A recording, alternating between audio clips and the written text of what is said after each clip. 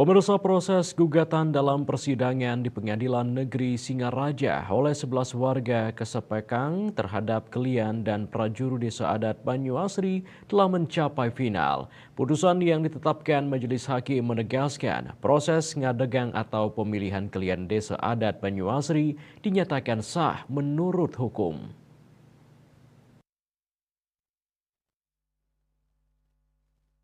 Setelah proses persidangan yang berlangsung hampir setahun sebagai pihak tergugat, Desa Adat Banyuasri memenangkan peradilan melawan 11 warga Kasepekang.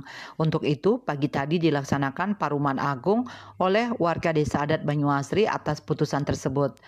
Kesepakatannya adalah melaksanakan sanksi kanorayang terhadap 11 warga tersebut.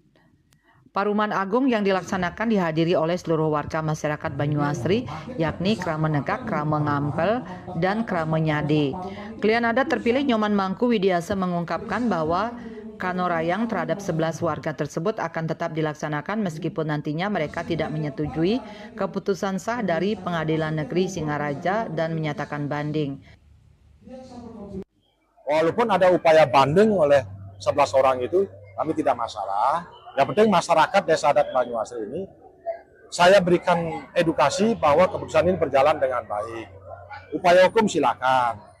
Jadi biar tahu, biar tidak ada pertanyaan di desa. Bagaimana sih proses gugatan mereka kepada Desa Adat terhadap prajurunya.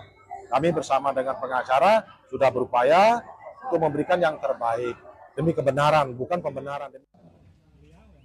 Menurut Mangku Widiasa, 11 warga tersebut selama Kasepekang tidak berhak untuk mendapatkan hak dan kewajiban sebagai warga adat. 4 orang diantaranya tidak berhak lagi menempati tanah Plaba Desa. Hingga sanksi kanorayang diberikan kepada warga tersebut karena kesempatan yang diberikan oleh adat selama 105 hari atau 3 bulan kalender Bali tidak diindahkan hingga meningkat kepada sanksi Kasepekang. Pada proses ini pun 11 warga tersebut tidak mengindahkan, bahkan menggugat prajuru adat Desa Banyuasri yang berujung kalahnya gugatan mereka di Pengadilan Negeri Singaraja hingga saksi kanorayang diberlakukan. Namun Mangku Widiasa menyebut ke depan pihaknya tetap menerima 11 warga tersebut jika ingin kembali lagi ke desa adat, namun keputusan tetap mengacu pada paruman desa.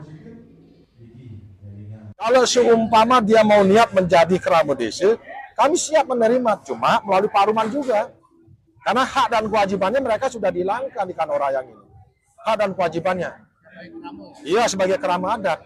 Tetapi kalau dia menyadari lagi, dia mau minta maaf masuk ke kerabat desa Adat Banyuasri, kami terima, tapi prosesnya melalui paruman.